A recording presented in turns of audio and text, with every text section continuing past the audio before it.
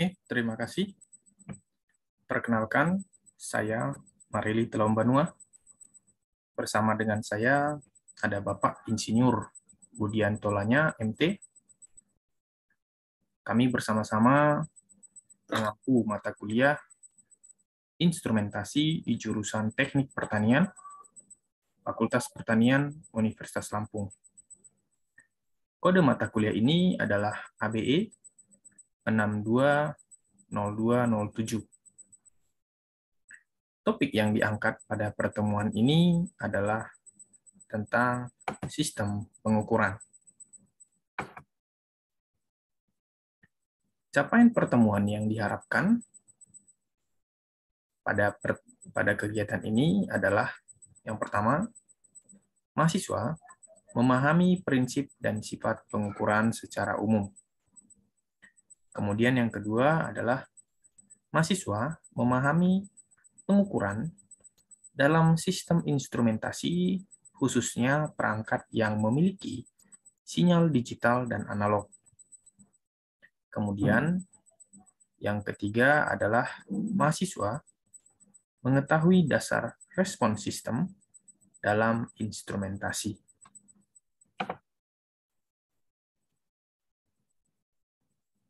Prinsip pengukuran.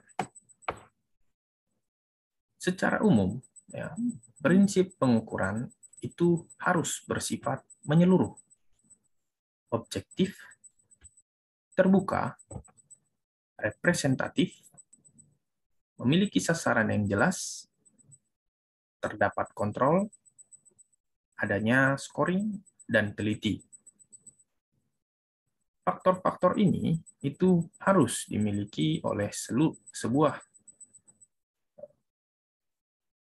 kegiatan pengukuran, khususnya dalam perancangan sistem alat ukur ataupun sistem kendali. Sifat-sifat pengukuran ini terdiri dari dua,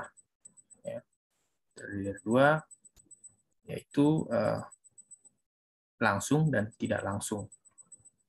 Kemudian ada juga yang harus memiliki validitas dan reliabilitas dalam kegiatannya.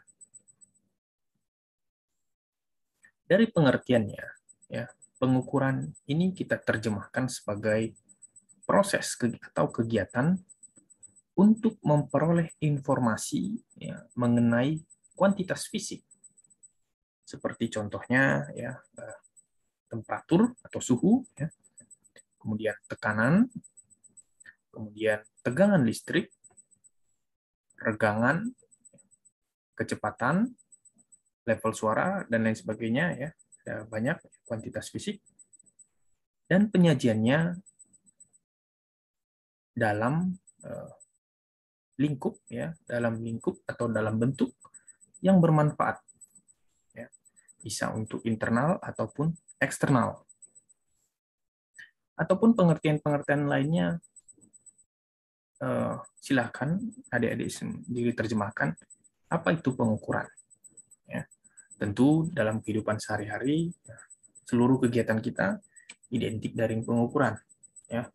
Jarak, contohnya paling sering jarak, ataupun kedalaman, misalnya kedalaman bak, ataupun kedalaman air kolam, dan lain sebagainya. Kemudian instrumen, itu kita artikan sebagai sebuah alat yang merupakan perluasan indera manusia untuk menentukan besaran dari kuantitas yang diukur.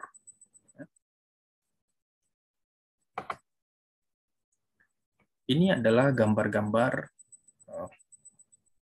alat ukur, alat ukur digital, ada beberapa juga yang masih analog seperti ini. Dalam implementasi di dalam perkuliahan, instrumentasi, atau bahkan di dalam sistem kendali, ada banyak di sini. Ini contohnya misalnya untuk alat pengukur warna. Kemudian ini sebuah electrical conductivity ini sebagai elektroda, ya, sebagai elektroda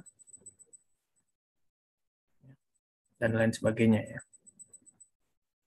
Umumnya sebuah lab teknik itu, ya, lab teknik atau lab MIPA, ya, lab ilmu sains ini memiliki kalibrator seperti ini. Ini kita rujuk sebagai kalibrator, ya, rujuk sebagai kalibrator.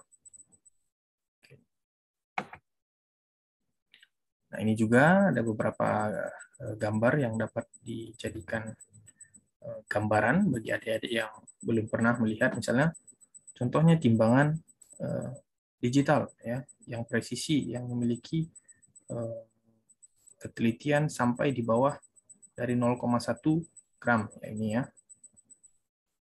Kemudian ini, ya, untuk intensitas cahaya, ya, luxmeter, ya, ini sama, ini luxmeter juga, ya, ini luxmeter, ini bisa jadi ini sebagai pengukur spektrum warna, ataupun, ya, ini pengukur suhu, ya, pengukur suhu. Jadi termometer non kontak. Ini adalah pengukur pH, ya, pH, power of hidrogen sebuah larutan. Ya. Jadi ada banyak jenis di sini, ya. Ini adalah diagram alir, ya, diagram alir atau blok diagram, ya, tapi ini blok diagram terbuka, ya. Ini kuantitas fisik, kemudian ini transducer, ya. Ini lintasan transmisi, nah, ini pengkondisi sinyal, ya. Kita nanti akan banyak belajar tentang proses, ya, bagaimana pengkondisian sinyal khususnya untuk penggunaan operasional amplifier. Ya. Karena sinyal-sinyal dari transducer ini ada beberapa yang sangat lemah, ya. Nah, sehingga perlu sebuah kompensasi, ya, untuk menaikkan sinyal yang lemah atau mengkomparasikan ataupun memotong sinyal-sinyal noise sinyal yang sebenarnya tidak begitu bermanfaat, ya. Pengkondisi sinyal, kemudian pemprosesan sinyal. Ini biasanya pemprosesan sinyal ini kita umumnya, ya, di jurusan teknik pertanian ini menggunakan microcontroller, ya. Microcontroller. Kemudian pengguna ini adalah kita, ya, penggunaan kita atau orang lain yang menggunakan alat yang kita rancang. Dari pengertiannya, hasil penggabungannya tadi, ya, sistem instrumentasi ini diartikan sebagai kegiatan, ya, yang meliputi aktivitas pengukuran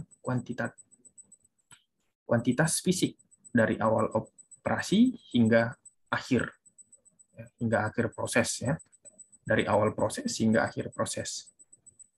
Kemudian tadi di halaman slide sebelumnya ditunjukkan transducer, ya. Kita sering mendengar transducer. Transducer itu apa sih? Ya, diartikan di sini transducer itu adalah sebuah alat, ya, yang mengkonversi bentuk energi ke energi lainnya, ya, ataupun energi yang sama ataupun yang berbeda, ya, bisa energi sama, bisa yang berbeda. Seperti contohnya energi listrik, ya, energi mekanik, ya, elektromagnetik, ya, energi cahaya dari cahaya, ya, kimia, akustik, panas dan lain sebagainya, ya. Jadi transducer ini, nilai dari transducer ini yang diterima oleh transducer kemudian diubah dalam bentuk lain, ini akan dimanfaatkan, ya, sebagai engineering untuk membuat sebuah pengukuran, ya, sebuah alat ukur atau sebuah pengukuran atau sebagai alat bantu yang dapat dimanfaatkan, ya. Di sini transducer adalah suatu alat komponen yang mengkonversi kuantitas fisik yang diukur, ya, ke sinyal elektrikal. Contohnya strain gauge, ya, photocell, ya, fonograf, mikrofon, termokabel dan lain sebagainya, ya. Ada banyak, ya. Rata-rata sensor itu dapat kita kategorikan sebagai transducer, ya.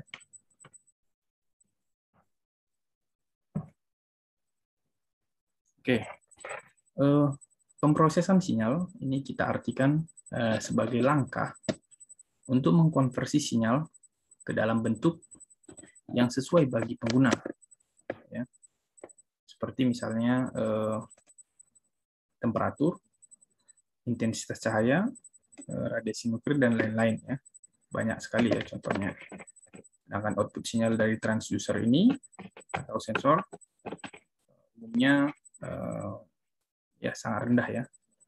Sehingga kita butuh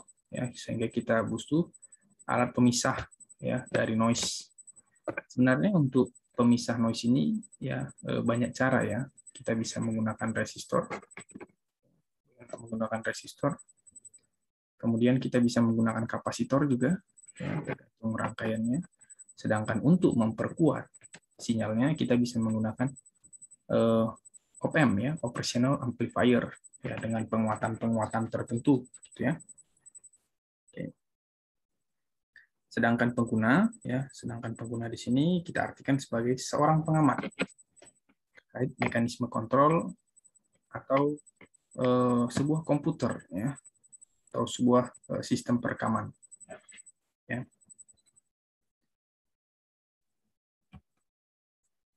Oke, ini adalah sistem pengukuran dengan telemetri sederhana. Pertama ada sensor tadi ya, ada sensor mengukur ya kondisi lingkungan. Kemudian ada sistem untuk pengkondisian sinyal. Kemudian ada sistem transmisinya ya, kemudian akan dikirimkan. Nah, ini ada lintas transmisi dikirimkan ke receiver. Kemudian ada pemrosesan sinyal ya, kemudian masuk ke pengguna. Ya, secara sederhananya seperti ini ya,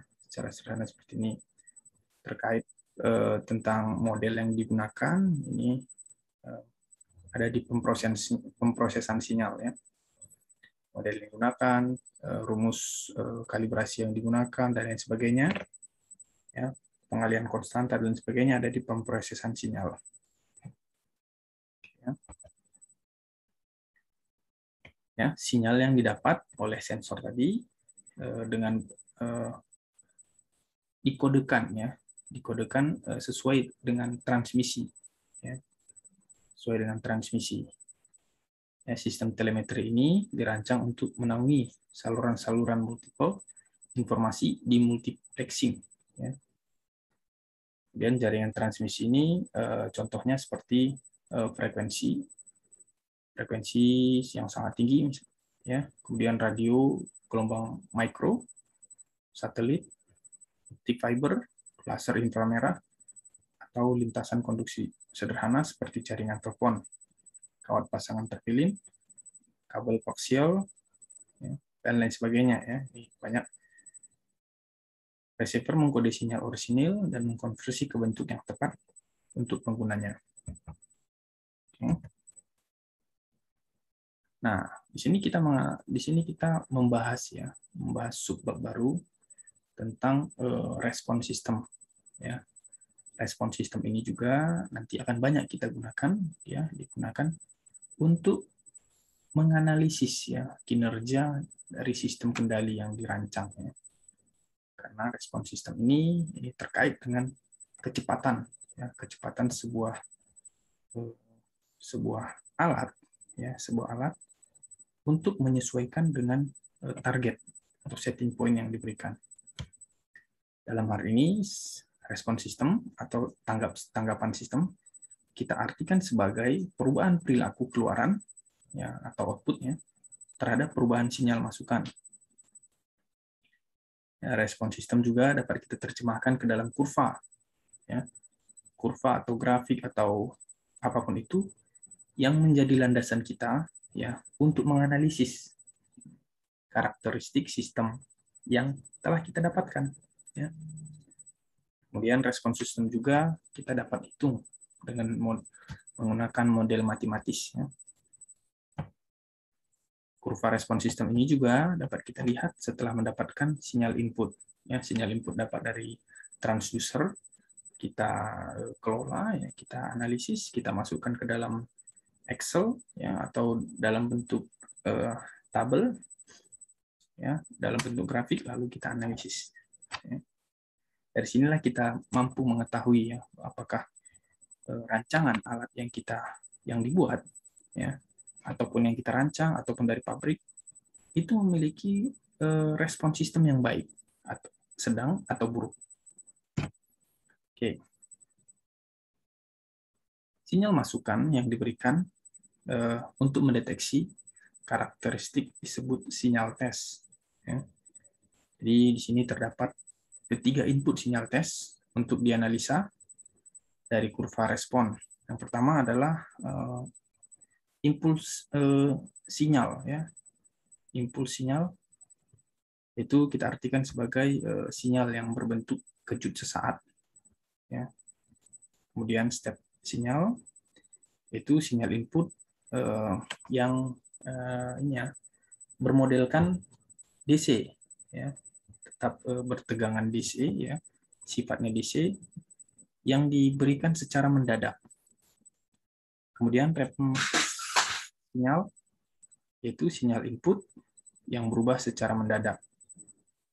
Ya, sinyal ini berbentuk gelombang sinus atau kosinus.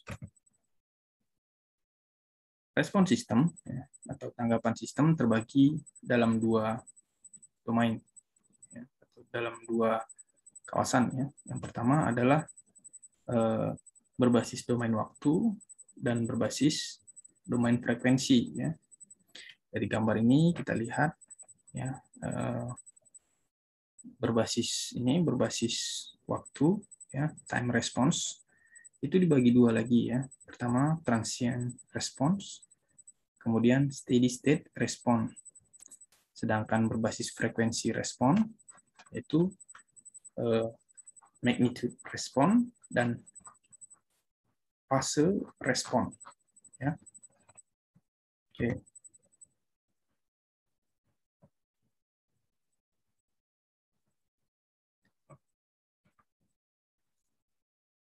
Salah satu cara memberikan respon sistem adalah dengan fungsi transfer system. Ya. Fungsi transfer system ini atau disebut subsistem kita artikan sebagai rasio sinyal output, ya, terhadap sinyal input. Fungsi transfer dicirikan oleh respon frekuensi sistem. Ya. Kemudian respon frekuensi itu sendiri kita artikan sebagai kurva rasio tegangan output terhadap tegangan input yang diplot sebagai fungsi frekuensi. Ya. Cara lain memberi ciri suatu sistem yaitu dengan respon transient. Respon transient ini kita artikan sebagai respon waktu untuk perubahan input yang mendadak. Ya. Ini adalah kurva, ya, kurva fungsi transfer sebuah amplifier. Ya. Jadi kita lihat di ujungnya ini, ya, ada kejenuhan. Di posisi ini akan melandai, ya, melandai. Ya, sumbu Y-nya ini adalah tegangan keluar, sedangkan sumbu X-nya adalah tegangan masuk. Ya.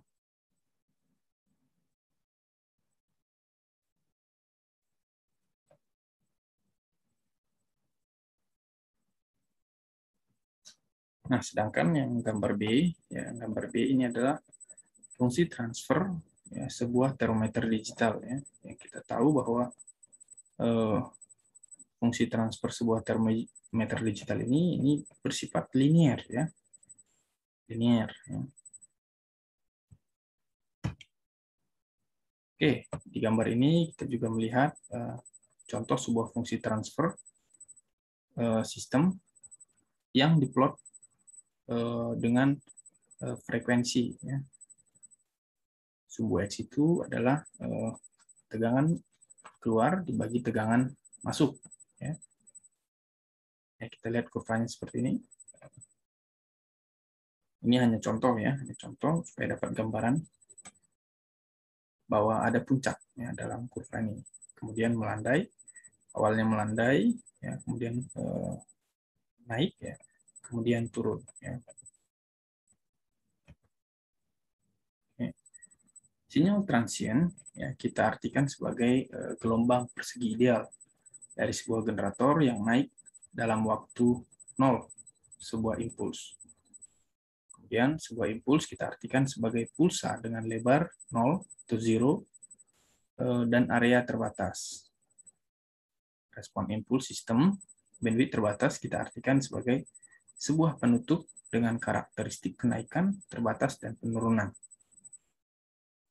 Seluruh sistem dibatasi pada nilai-nilai maksimum dan minimum tertentu yang dapat direkam secara akurat. Kita juga sering akan mendengar nanti itu tentang threshold input pada sebuah sistem, yaitu nilai terdeteksi terkecil dari kuantitas terukur dimulai dari nilai zero variabel. Ya, kemudian bentuk sinyal respon transient itu ada 3. Yang pertama adalah underdamped response, yang kedua adalah critically damped response, kemudian yang ketiga adalah overdamped response. Nah, dari kurva ini ya kita perhatikan ya mulai dari koordinat 0, 0, 0 ya, yang mana output itu kita simbolkan Y ya, amplitudonya. Sumbu Y itu amplitudonya. Kemudian yang sumbu X adalah waktunya ya. Untuk overdamp respon ya kita lihat kurvanya ya lebih landai ya, lebih landai hingga sampai ke puncak, hingga mendekati kondisi steady state ya.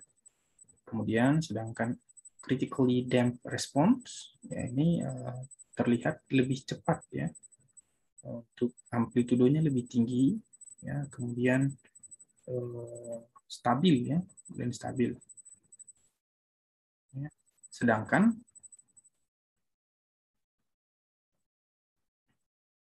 underdamped response, nah ini terlihat ya sistem akan melewati ya dari steady state ya, steady state, kemudian turun ya, kemudian naik lagi, kemudian turun, kemudian naik lagi, kemudian turun ya, kemudian halus begini ya. Nah, di sini memang kita tidak bisa ya memastikan ya, menunjukkannya mana yang lebih bagus, lebih rapi. Memang kalau dari sisi grafik ya yang lebih baik itu ya yang lebih cepat masuk ke steady state-nya. Namun kan rancangan alat rancangan alat ukur masing-masing perusahaan atau pabrik pembuat itu beda-beda ya. Ya. Tapi dari gambar ini kita mengetahui bahwa jika kita ingin menganalisis sebuah respon sistem dari sebuah alat, kita bisa menentukan ya apakah termasuk dalam overdamped response atau critically damped atau underdamped response. Ya.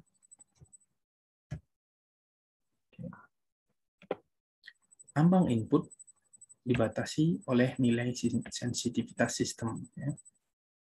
Sensitivitas sistem ini kita artikan sebagai rasio respon output terhadap input.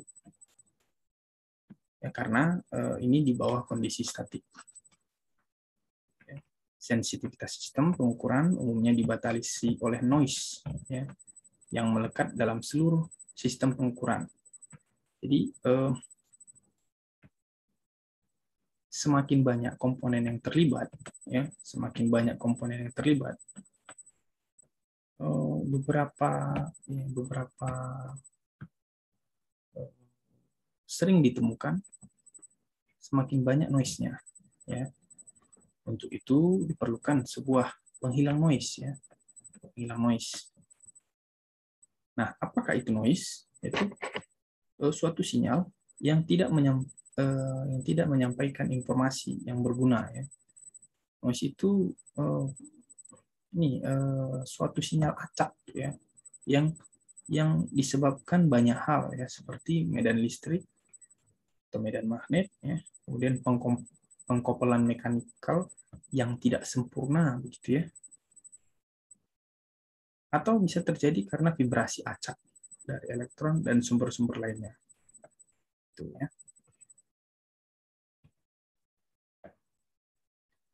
Kemudian dalam respon sistem juga kita nanti sering mengenal tentang resolusi yang kita artikan sebagai perubahan yang dapat dilihat